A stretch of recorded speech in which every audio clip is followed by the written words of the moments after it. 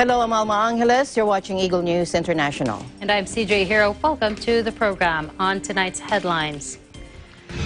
More than 100 people have died and 20 others are missing in central Vietnam following weeks of severe flooding and landslides as the country braced for yet another storm this weekend.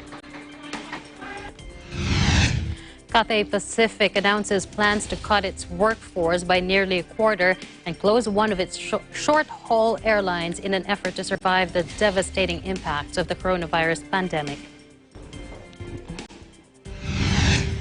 And after a 4-year journey, NASA's robotic spacecraft OSIRIS-REx briefly touches down on asteroid Bennu's boulder-strewn surface to collect rock and dust samples in a precision operation 200 million miles from the Earth.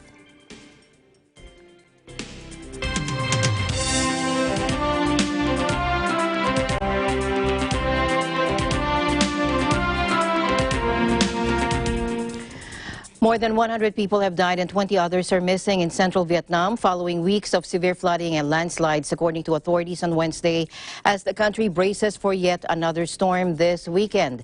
The region has experienced a total rainfall of nearly 3,000 millimeters since early October, causing widespread flooding and affecting more than 135,000 in 200 communes and wards. Nguyen Thi Xuan II of the Vietnam Red Cross Society said the floods are some of the worst we have seen in decades. At least 111 people have been killed, according to the Disaster Management Authority, while nearly 200,000 have been evacuated.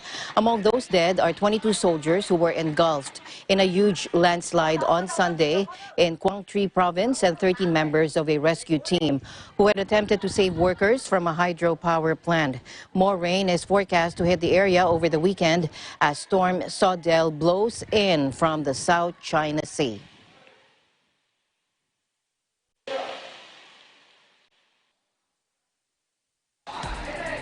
Still on that typhoon, in an interview with PTV4's Laging Handa, Assistant Secretary Casiano Manila, OCD Deputy Administrator for Operations, said that according to Pagasa, the country is expected to experience 5 to 8 typhoons, 1 or 2 of which are likely to be devastating before the end of 2020. The NDRRMC has also taken steps to rebuild the region. For the past months, sinasabi na yan sa atin ng Pag-asa na pumapasok na tayo sa sa panahon kung saan nag-intensify yung sa kanilang sinasabi na La Niña. That's why yung ating pong mga bagyo sa taon na ito ay medyo may kalakasan ng mga pag-ulan. And historically, ito rin yung mga buwan pagdating natin ng fourth quarter ay dito po ang kadamihan ng ating bagyo. That's why we are saying through the estimate ng Pag-asa na we will be experiencing around 5 to 8 typhoons pa na darating sa atin, which baka mga dalawa nito ay malakas. Opo. Epekto na rin ng climate change. Napansin na natin ito for the past several years na may mga bagyong pumapasok na napakalakas. Ang datos po natin na ginagamit ay yung datos din na binibigay sa atin ng Pag-asa. And ang NDRRMC po ay nakailang beses na nagpulong. Actually, before the Typhoon Pepito, yung Typhoon Opel, ay nagkaroon na rin tayo ng pag-review sa mga regions na naapektuhan ito palagi for them to look into yung mga areas kung saan malimit na bahain. Tingnan na rin nila yung kanilang mga contingency plans para immediately ma-evacuate natin ang ating kababayan kung ito ay threatened ng landslide o sakaling man ay pagbaha. The Office of Civil Defense said more than 5,000 families living in 3 provinces of Region 2 and Region 4A were affected by the inclement weather caused by the onslaught of Tropical Storm Pepito.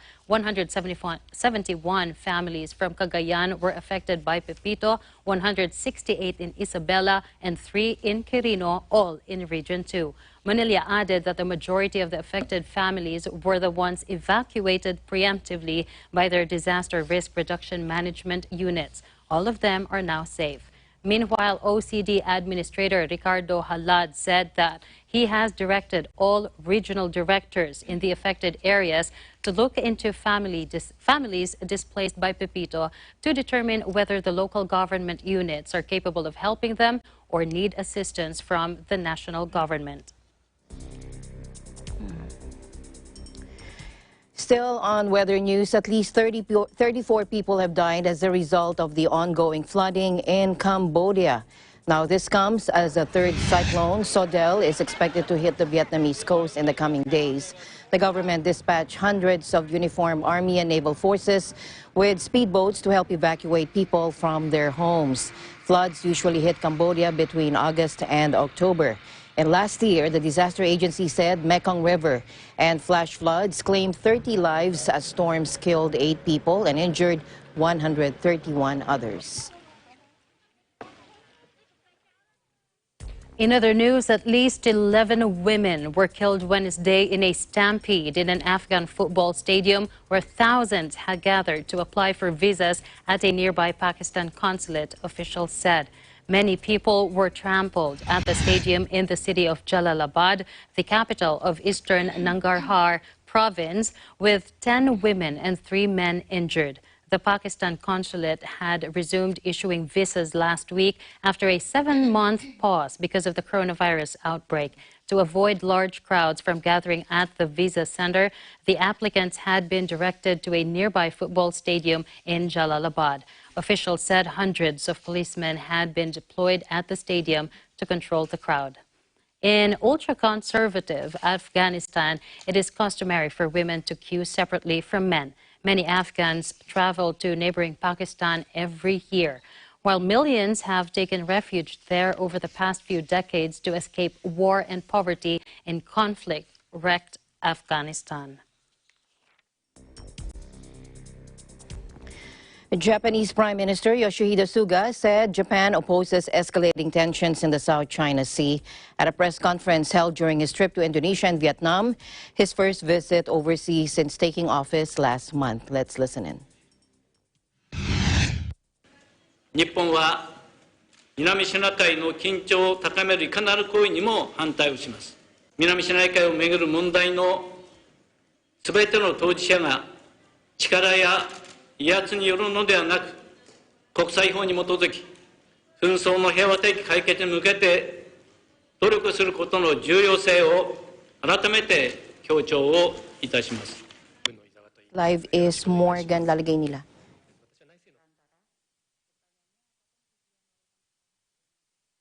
That Japan will provide 50 billion yen to Indonesia to fight COVID-19.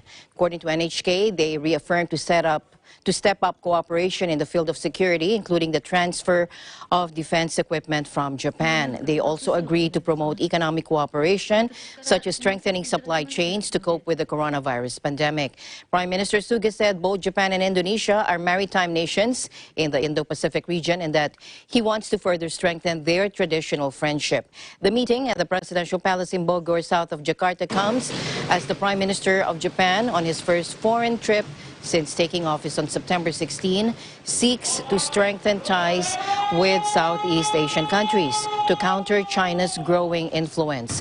Indonesia's exclusive economic zone overlaps with China's 9-dash line, which marks the world's second-largest economy's expansive claims in the South China Sea, while Vietnam is one of the claimants in the territorial disputes in the sea area.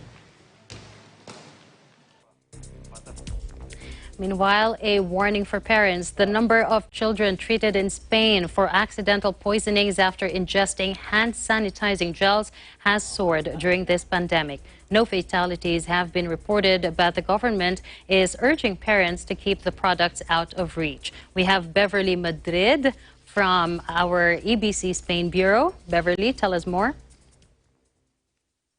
Yes, CJ, that's right. Child hand sanitizer poisoning cases spike in Spain.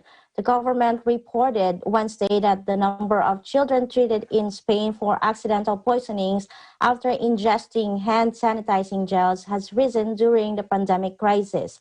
The government's alarming statement urges parents to keep the products out of reach of their children. The National Toxicological and Forensic Sciences Institute, a unit of the Justice Ministry, said in a statement that there have been 874 reported cases of intoxications from hand sanitizing gels so far this year, compared to just 90 during all 2019. Two-thirds of the cases involved children, especially those under the age of 2. The vast majority swallowed the hand sanitizer, although some became intoxicated after getting the product in their eyes or inhaling it. The institute stated that there are no fatalities reported. Over 80% the poisoning victims recovered in a short time. The most common symptoms were vomiting, diarrhea, coughing, blurred vision, and red eyes. Justice Minister Juan Carlos Campo posted a video message on Twitter calling the figures disturbing and urged parents to keep hand sanitizing gels out of reach of children, and insisted that its use to disinfect hands should always be supervised by an adult. As in other European countries, the use of hand sanitizing gels has soared in Spain to curb the spread of COVID-19. The country has become one of the pandemic's hotspots in the European Union, with close to 910,000 registered cases and over 33,000 deaths. Back to you. Thank you so much, Beverly. Please do stay safe out there. Reporting from Barcelona, Spain, I'm Beverly Madrid. We live in interesting times. Meanwhile, to the UK now, British Prime Minister Boris Johnson is imposing tougher virus restrictions on the English city of Manchester. Joining us live from the United Kingdom is Jennifer Ringwood. Hello, Jennifer. Hello, Alma. Hello, how are you doing? Good to see you back. Not bad. It started raining now. Here too. Oh, mercy. Yes, okay. Here's my update from the United Kingdom. British Prime Minister Boris Johnson said on Tuesday he will impose tougher coronavirus restrictions on the English city of Manchester, defying local leaders who bitterly opposed the move without extra cash. Let's take a look. In line with the additional measures taken in Lancashire, casinos, bingo halls, betting shops, adult gaming centres and soft play areas must also close. Regulations will be laid in Parliament on Thursday and come into force just after midnight. Over the last 10 days, we tried to get an approach with local leaders in Greater Manchester, a joint approach. Unfortunately, agreement wasn't reached, and I do regret this. As I said last week, it would have been better and we would have a better chance of defeating the virus if we work together. Despite the failure to reach an agreement, I hope the Mayor and Council leaders in Greater Manchester will now work with us to implement these measures. What we couldn't do, I hope people understand, was do a deal with Greater Manchester that really would have been out of kilter with the agreements we'd already reached with Merseyside and with Lancashire. And that was the problem. Johnson said the city region of around 2.8 million residents would enter the highest risk category from Friday, but for the first time under a new system of localised curbs would do so without the support of its mayor and other leaders. The Conservative Premier said they had spent 10 days trying to reach an agreement with Greater Manchester Mayor Andy Burnham, and that the government had, and I quote, a generous offer of financial support. Regarding the offer, Johnson said at a press conference, the mayor didn't accept this, unfortunately, and given the public health situation, I must now proceed with Greater Manchester to the very high alert level. He added, I do regret this. We would have a better chance of defeating the virus if we work together. I think we already heard that in the clip earlier. The acrimonious split threatens to undermine Johnson's latest strategy of local lockdowns across England. Other parts of the UK set their own rules, which he hopes will allow to avoid the kind of national shutdown imposed back in March. Shortly before he spoke to Burnham from the main opposition Labour Party, he had hit out at the government for walking away from the talks after Johnson had set a deadline of midday Tuesday for an agreement. He had been holding out on agreeing to shut pubs and other venues, warning that low-paid workers could sink deeper into poverty unless the government improves its financial offer. The Manchester mayor said Johnson's government had steadfastly refused to meet his demands of a package of $65 million, that's roughly $84 million, which he called the bare minimum to prevent a winter of real hardship here. Burnham was visibly shocked when presented with news live on air that the government, instead of its reported offer of $60 million, was now reverting to initial package worth $22 million. He called on Parliament to intervene to ensure fair financial lockdown, but also urged residents to comply with the new rules. Back to you, Alma. All right. So with your information, you said, sounds like strong emotions are coming to the forefront in Manchester. No? So it's interesting to note that the offer refused was, did you say 60 million? And the request amount was 65 million. And then what was granted is now 22 million. That's a lot of reduction. How are the political leaders reacting over there? Right, so there's been a lot of news and a lot of updates. So I'm going to start from the beginning. So this is taken from the BBC. So Mr. Burnham accused the government of, and I quote again, playing poker with the people's lives through these negotiations. The Labour's Shadow Secretary, Jonathan Ashworth, accused the government of punishing the people of Greater Manchester. He added, "This is a national crisis and we won't defeat the virus on the cheap." Quite sharp. That's the Mayor of Manchester and the Health Secretary. I mean, these are both from the Labour Party. Now, on the other side, we have the Conservative MP for Bolton West, Chris Green. He said his constituency in Greater Manchester had been under tougher measures than Tier 3 and claimed they didn't work. He goes on to say the government believes that 3 weeks of closing pubs and soft play centres will make a dramatic difference. And then he added, it hasn't and it won't. And I'll have to go back to the BBC and try to quote them directly, Alma, because there has been a lot happening just before we came on air. Mm-hmm. So it has been reported that 6 Conservative MPs in the region wrote separately to Mr. Burnham, accusing him of an inability to work constructively with the government after he was offered 92% of what he asked for. Now, I must state here that Mr. Burnham had, according to one live representative on the BBC Politics Live show today, he had corrected some of the information that even we had from AFP and said that the Manchester Andy Burnham had required 90 million, and that's what he had been lobbying for. So that during the talks, that figure was reduced down to 65 million. Mm-hmm. And they called for him to stand aside to allow other local leaders to reach a settlement reflecting the extremely urgent and precarious position we now find ourselves in. So it's running outside, right? It's raining outside right now, as I've said earlier. But you know, the turbulence is not just with the weather at the moment. It's everywhere. I think this long lockdown is really, it's having an effect on everybody, and you can understand completely why the emotions are really coming out now. Mm-hmm. Thank you, Alma. All right. Thank you very much for your updates, Jennifer. And you do stay safe, stay healthy. You too. Thank you, Alma. Reporting for EBC United Kingdom, I'm Jennifer Ringwood, and we live in interesting times.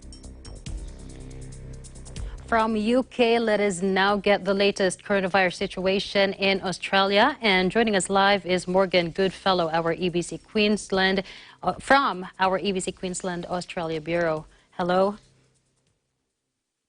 How are things there, Morgan? Good, thank you. Sorry, I don't have an update for the coronavirus. I'm actually have a segment on a mental health awareness walk that happened over the weekend. Okay. Okay, so the annual Be Kind walk took place last week in Townsville, Queensland in Australia, hosting hundreds of people to appreciate and support mental health awareness. Taking care of our mental health, especially in this time of crisis, is crucial. Social distancing has left us feeling isolated and anxious with minimal resources to exercise our emotional well-being. By knowing what to do if you begin to feel symptoms of sickness and knowing where to get help is a good way to relieve some of the mental stress caused by the COVID-19 pandemic. Checking self-help websites would somehow help one to cope with emotional stresses. Connecting with people via online conversations, phone calls and mail are also great ways to keep one's mind at ease from the anxiety caused by the pandemic. Be Kind was funded by Amy Simmons, who began supporting mental health awareness after experiencing the struggle herself in 2017. Be Kind aims to overcome mental illness by means of engaging the community through projects, merchandise, and most importantly, promoting kindness. The annual Be Kind walk is a highlight every year. The event began with a few warm-up Zumba exercises to loosen the limbs. Then making their way down from the Jazeen barracks, the walkers marched their way down through the Strand, conveying the dreadful stigma around mental health. The walk would accumulate 5 kilometres before returning from where they began to end the evening with a movie that was to be displayed on an outdoor theatre for everyone to enjoy. The atmosphere of people marching as one expressed a passionate interest in showing support to many people who are suffering from mental health issues. Be Kind continues to advocate its cause through a wide range of projects within the local Townsville community, including school visitations and selling merchandise all over Australia and overseas to sustain their operations. All right. Thank you, Morgan. I just have some follow-up questions for you. You said there was a walk organized to support this cause. Were there protocols enforced in that walk? And tell us how many people attended that event. There was probably just under 200. There were no protocols as of such. I mean, in Australia, our restrictions are pretty relaxed. Like, we haven't had a case in Queensland, as far as I know, for a while now, in Townsville anyway. So yeah, it was pretty relaxed. Everyone just got together and we kind of just forgot about the virus and just marched as one and kind of just enjoyed each other's company. Well, okay, that is understandable. Well, thank you so much. I know the pandemic is hitting all of us differently, especially when it comes to our mental health. Please do stay safe out there and try to relax as much as you can, Morgan. Thank you. Reporting from Townsville, Australia, this is Morgan Goodfellow, Eagle News. We live in interesting times.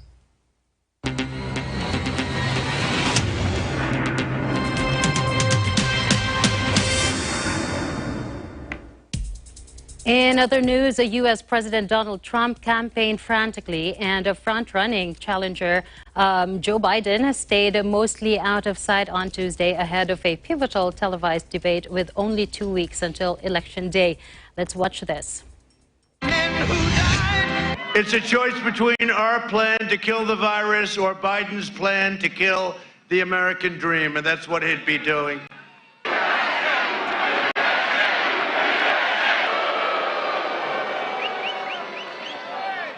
And what we don't show is his more current version. Oh, yes, we'll have fracking. And the fake news, they don't do anything about it. They don't even talk to him about it. But right now, he's got bigger problems than fracking, I think. You know what it's called? You know his problem? It's called the laptop from hell. The laptop from hell. Only by voting for me can you save your fracking in Pennsylvania. We are going to have a great time because you are going to reject the radical left. The United States, and I say it and I'll say it 1,000 times, the United States will never be a socialist nation. He's from a place called Delaware, and he never leaves Delaware. I like Delaware, too. But he never is. Here he's making another speech from, well, he doesn't make too many speeches either. He took a 5-day lid. You know what a lid is? I never heard lid. Lid is like, they put the lid like a garbage can, right? They put the lid. He took a 5-day lid. I mean, this guy, all he does is like, stay home. You know why? You know why? Because he can't take any questions now from the press. Can't take any questions. He went to get an ice cream. And the press is standing there. These are all killers. I mean, there they are. Look, the fake news. They're standing there. And all they wanted to know, think of me. They're screaming at me like all they want to know, what flavor ice cream do you like? Well, I like vanilla and chocolate, thank you. They don't ask me those questions. Biden will delay therapies, postpone the vaccine, prolong the pandemic, close your schools, shut down our country. And by the way, Pennsylvania's been shut down long enough. Get your governor to open up Pennsylvania. There's no need to feel down. The contrast in campaign strategies between Trump, who is 74 years old, and Biden, 77, has never been more pronounced. The Republican president left for another rally in the battleground state of Pennsylvania, while the Democrat played it cool at his home in Delaware, though he will deploy his former boss, Barack Obama, to Philadelphia for a rally on Wednesday, U.S. time. Polls show Biden ahead, and with the clock running down, he appears confident. Trump's message with 14 days to go has boiled down to a mix of optimism, telling Americans that the pandemic is practically over, and ever more extreme attempts to tar Biden as corrupt, even saying Tuesday that he wants the Attorney General to open an investigation ahead of the election. On one side, a General Robert E. Lee lookalike waves a large Confederate flag facing off against counter-protesters on the other, bearing placards that say racism kills and KKK go away. As the United States heads into an election after a summer of protests over racial injustice, a reminder of era when slavery tore the nation apart can be seen playing out on the streets of the picturesque city of Charleston every week. Take a look.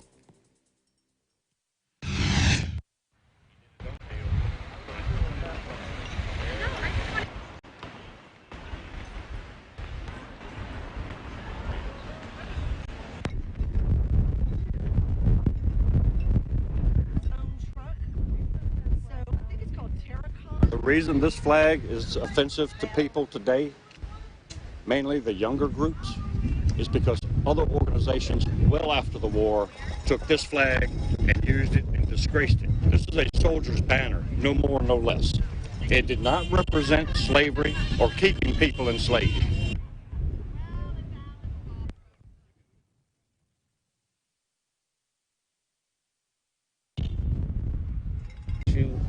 With this fairy tale that it's a noble cause, when the truth is it's a bunch of racists celebrating racist history.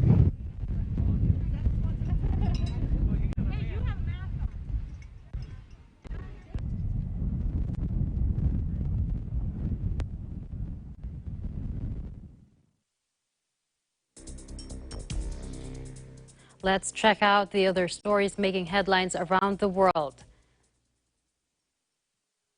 In Thailand, hundreds of pro-democracy protesters gather at Victory Monument and prepare to march towards the government house in Bangkok after pausing protests for a day.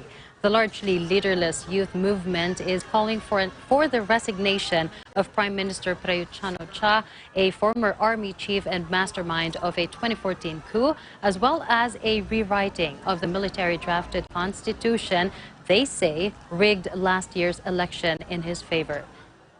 In another development, a Thai news outlet connected to exiled former Premier Thaksin Shinawatra was ordered to close Tuesday over its coverage of anti-government protests. Voice TV, a website partly owned by Thaksin's family, was one of 4 media organizations under investigation because of their reporting of the ongoing protest movement. In Nigeria, several protesters were killed by security forces in Lagos after witnesses reported armed men opened fire on demonstrators defying a curfew order. Take a look.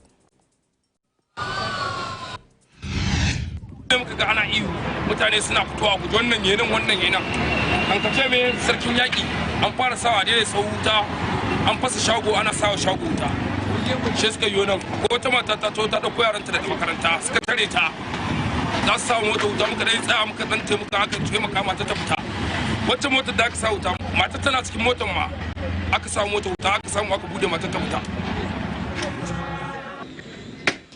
Now, this is the aftermath of Nigeria's protests in the capital. People are angry over abuses by the police's Special Anti-Robbery Squad, or SARS. Protests started over 2 weeks ago and have spiraled dramatically.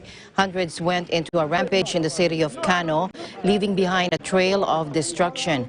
Over 1,000 defied an indefinite curfew at the huge Lekki toll gate in Lagos. Amnesty International said several protesters were killed by Nigerian security forces on Tuesday.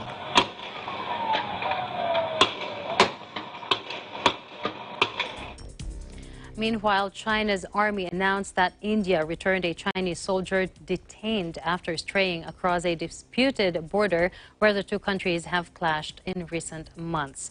New Delhi on Monday said it had detained Corporal Wang Ya long after he crossed into Indian-controlled territory in the harsh mountainous area of Ladakh. China said Wang had got lost after being asked by herders to search for yaks. The two countries have moved tens of thousands of troops and weapons into the high-altitude region after a violent clash in June left 20 Indian soldiers dead and an unknown number of Chinese casualties. Several rounds of talks have failed to significantly ease those tensions.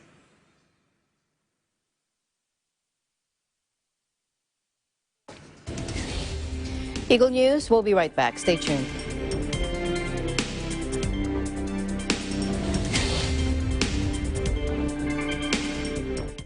Mula noon hanggang ngayon, gabay natin ang MTRCB ratings sa matalino at responsableng panonood.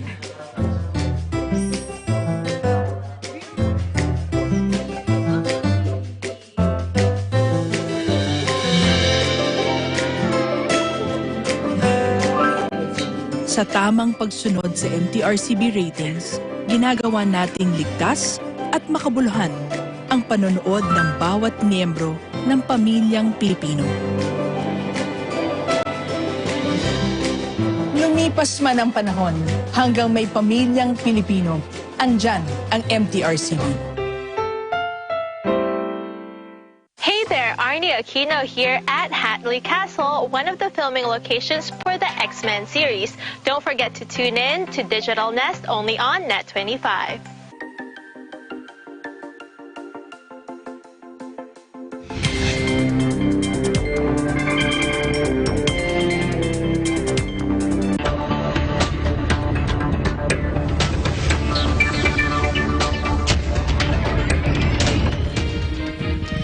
Cathay Pacific announced plans to cut its workforce by nearly a quarter and close one of its short-haul airlines in an effort to survive the devastating impacts of the pandemic. Cathay Pacific, Hong Kong's flag carrier, published a corporate restructuring plan on Wednesday that will lead to 8,500 job losses in total, nearly a quarter of its workforce, and one of its airlines to disappear completely. CEO Augustus Tang said in a statement, quote, "The global pandemic continues to have a devastating impact on aviation, and the hard truth is we must fundamentally restructure the group to survive." Cathay Dragon, a subsidiary that primarily flies shorter haul flights within Asia, will cease operations. Cathay, much like regional rival Singapore Airlines, has no domestic market to fall back on. Airline revenues plunged 80% in the first 6 months of the year, according to industry body IATA, but they still had fixed costs to cover: crew, maintenance, fuel, airport levies, and now aircraft storage. Repeated efforts to reassure passengers that air travel is safe have failed to make much of a difference, while government restrictions, including quarantines of up to 14 days for returning passengers, have only added pressure. Dozens of major airlines have slashed jobs in response. In another aviation industry news, Thailand has welcomed its first group of tourists in 7 months as part of an experiment aimed at testing if a wider opening is possible as the coronavirus cripples the kingdom's economy. A plane load of 39 Chinese tourists flew into Bangkok's Suvarnabhumi airport Tuesday evening from Shanghai to a welcome from staff in full protective equipment. The visitors underwent health checks and had their luggage disinfected before donning PPEs or protective clothing themselves and being whisked away for 2 weeks quarantine. The holiday makers have come under a special tourist visa scheme which offers 1,200 spots and allows people to stay up for up to 9 months. A second group of 147 Chinese tourists from Gwangju is due to arrive in Thailand next week, followed by a flight from Scandinavia in November. The pandemic has brought the Southeast Asian nation's economy to its knees, with 8 million expected to lose their jobs by the end of the year. Many of those losses will be in the tourism sector in a country that saw 40 million international arrivals in 2019.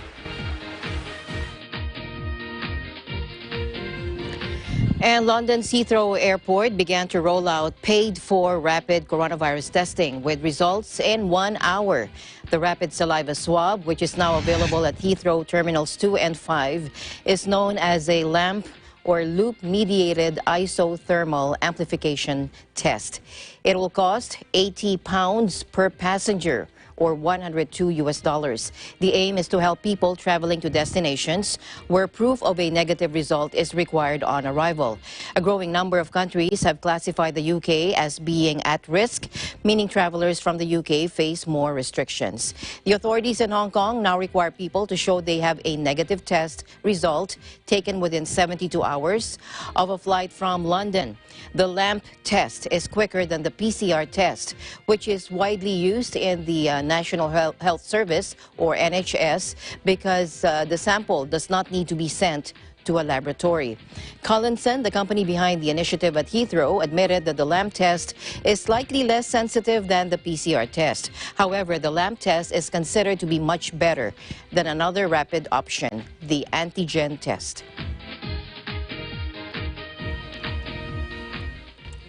EU Chief Charles Michel urged Britain on Wednesday to decide what kind of a future it wants for itself rather than trying to win an advantage in negotiations with Brussels. Let's watch this. Now, our UK friends say they want an ambitious and close relationship. We welcome this because we want the same. But the UK wants access to a single market while at the same time being able to diverge from our standards and regulations when it suits them. On ne peut pas avoir le beurre, l'argent du beurre et le sourire de la crémière. The United Kingdom now has an important choice to make about its own future. It's not about choosing a negotiation tactic. It's about choosing the model of society and the model of economy for their own future. Michel urged Britain to commit to high standards of business regulation in any agreement and to withdraw the UK's internal market bill, which, if passed, would violate the Brexit withdrawal agreement. The bill was drawn up to ensure trade between all 4 home nations remain barrier-free after the Brexit transition period ends on the 31st of December this year. One of the major issues is how that can apply to Northern Ireland when it shares a border with the Republic of Ireland, which will remain in the EU.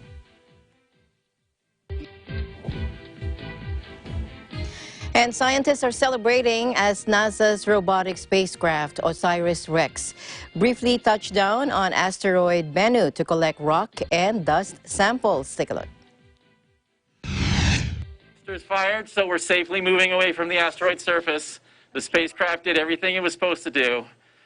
So we did it. We tagged the surface of the asteroid, and it's up to Bennu now to see how the event went. It'll happen on Saturday, later this week.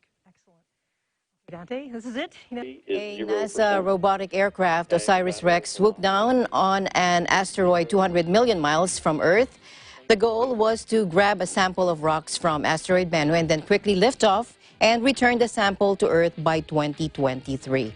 As it touches the surface, the robot emits a blast of nitrogen to kick up small bits of surface material that are then captured by the sampling arm. The aim is to trap at least 60 grams in a 5 to 10 second pass. In March of 2021, OSIRIS-REx will begin its long journey home. The sample should arrive on Earth in September of 2023. A Japanese aircraft is already headed back to Earth with samples from another asteroid. So it's all good. This is amazing. So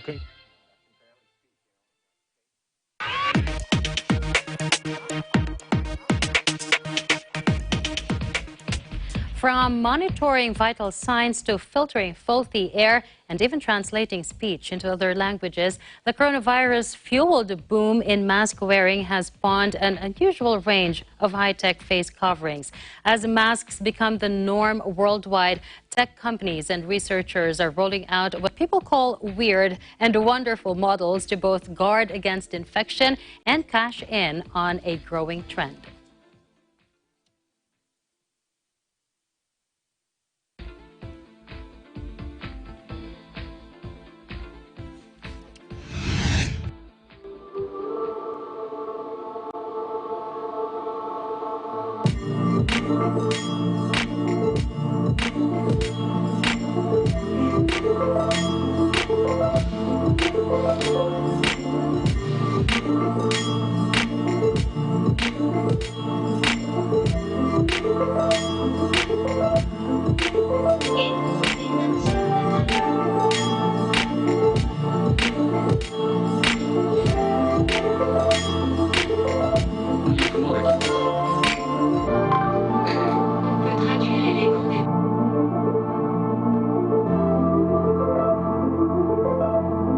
ずっとこのコロナが起きてから人はですね、ウイルスの攻撃にずっとさらされてきたっていう、何もなすすべがないみたいな、ずっと、それをですねテクノロジーでもしかしたら少しでもソーシャルディスタンス保ちながら、収束に近づける、テクノロジーで何かウイルスに対抗するみたいな、そういう人間の知恵で対抗できるんじゃないかって。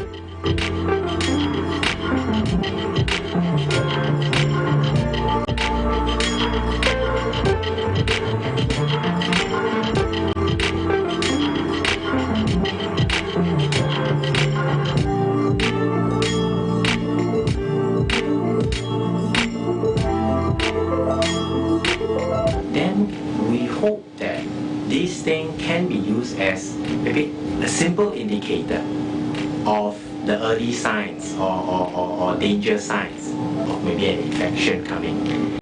And we will be able to warn the people to quickly go and see a doctor to get a swab done or to get their proper checks done.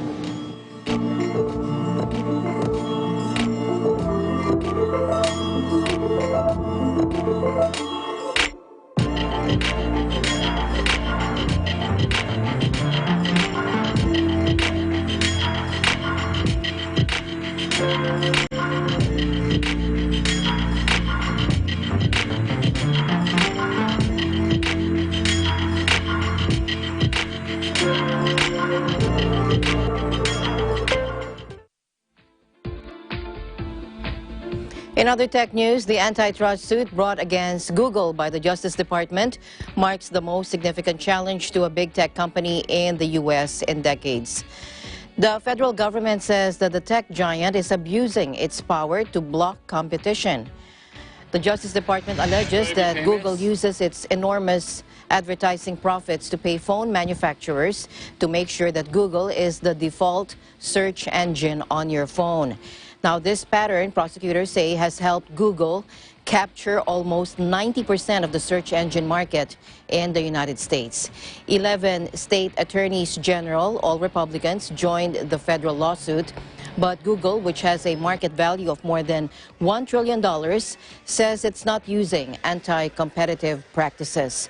The government has called for structural change at Google, which could mean breaking it up. Eric Goldman, director of Santa Clara University's High-Tech Law Institute, said the lawsuit was well expressed but appeared to be motivated by the political animus of the Trump administration to Silicon Valley.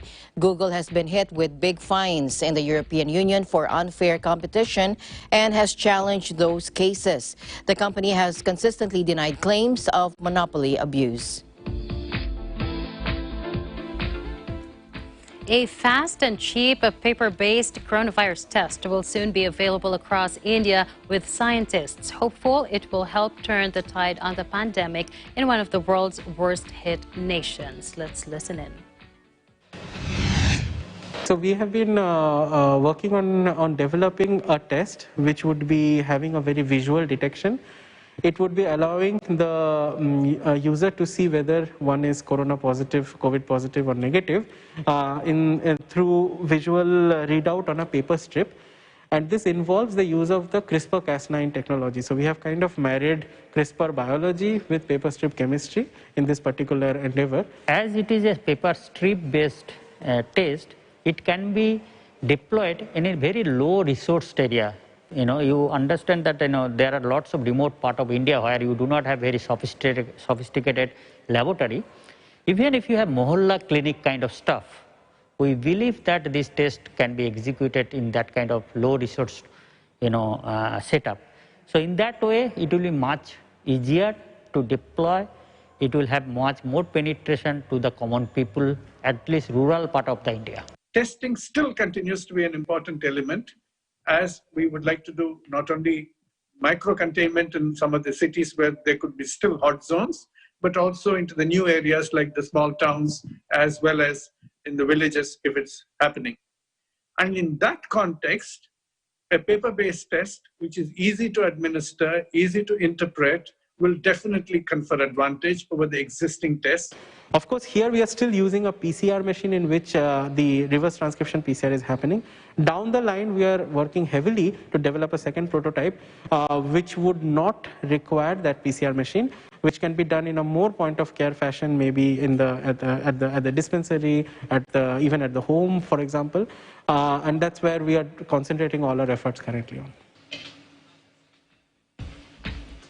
India has recorded more than 7.5 million infections, second only to the United States, and the outbreak has spread from densely packed megacities like Mumbai to rural communities with limited medical services. The locally developed Faluda, named for a detective in a famous Indian novel series, resembles a home pregnancy paper strip test and delivers results within an hour. Researchers are optimistic that its low cost and ease of use can help stem the pathogen spread in poor and remote areas.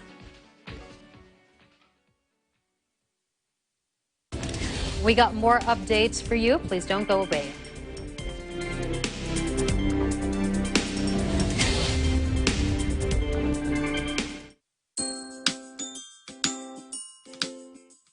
Hi everyone!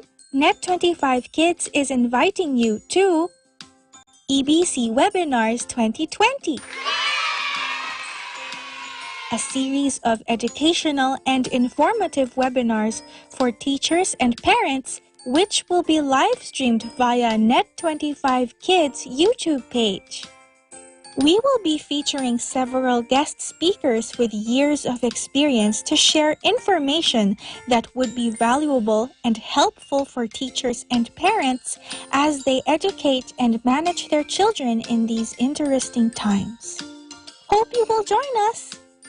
For updates, schedules, and more information, please follow the Net25 Kids Facebook page.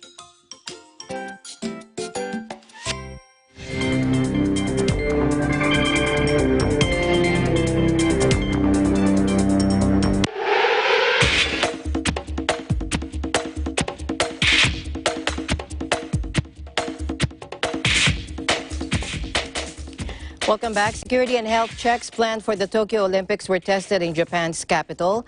The exercise was carried out to make sure measures planned for the Games, pushed back to next year because of the coronavirus, are sufficient to ensure the health and of those attending and venue security while avoiding long queues. Take a look. 合計して44のシナリオに基づいたスクリーニングの実験を行いました。さまざまなシナリオによってそれぞれでどのぐらいの時間がかかるかといったことについてデータを取りました。これによって待ち人数の多さ等によってですね、どのような検査をすれば安全と円滑が両立できるかといったことが学べたというふうに考えています。While Japan has eased the travel restrictions for foreign residents and business travelers, traveling for the purpose of tourism remains closed. The country is reportedly toying with the idea of reopening for international tourists in spring of 2021 ahead of the once postponed Tokyo Olympic Games. As the rescheduled yet highly anticipated Olympic Games draws nearer by the day, travel media said Japan is working on the health and safety protocols not only for athletes but for spectators traveling from overseas as well. And this means that the strict entry ban could be lifted as early as April of next year, which is also Japan's peak season.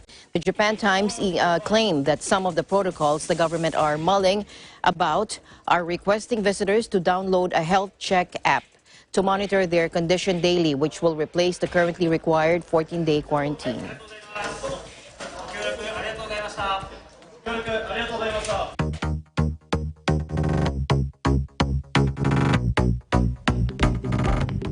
Banksy's Show Me the Monet, an oil-on canvas transforming Claude Monet's famous water lilies pond into a modern-era fly tipping spot, is exhibited at Sotheby's, where it will be auctioned on October 21 for an estimated price of £3 to £5 million. Watch this. So this is Banksy's Show Me the Monet from 2005. And it was the centrepiece of the artist's very first gallery exhibition, which was held in London in 2005. It's that moment that Banksy, the graffiti artist, the street artist, makes his transition from the streets into the hallowed world of the gallery scene. Also, it's from a series that are known as the crude oils, where Banksy takes very well-known images from the canon of art history. Arguably, Monet, this is probably the single image that you think of when you think of the artists. But what he's saying here is that unlike the Monet, we no longer live in this chocolate box world of beautiful landscapes. He updates it. So really it's a portrait of contemporary society as we know it today. In his very clever one-liner way, he invests Monet's picture with a shopping trolley, a street cone, the dereliction of society in contemporary Britain that we see today. I think Banksy uses the auction houses, the galleries, just as he uses the streets. He says famously that, if a street artist moves from the streets into a gallery, he needs to paint over things that don't belong to him there either. And that's exactly what he's done in this case. I think most collectors today can see the irony in his work, the visual satire, and actually just the wit and the very sardonic flair. I mean, to me, I see him as a modern-day Voltaire in his ability to distill these very important concepts into a single very strong, very powerful, very repeatable, very shareable image. Well, Devolve Parliament made just under £10 million, which is really an extraordinary sum for the artists. It was actually I think it was the highest value lot in the sale, alongside a painting by Jean-Michel Basquiat. It's got a long way to go from the estimate, but I think this work definitely has the quality and rarity and importance within Banksy's work to be achieving that sort of price level.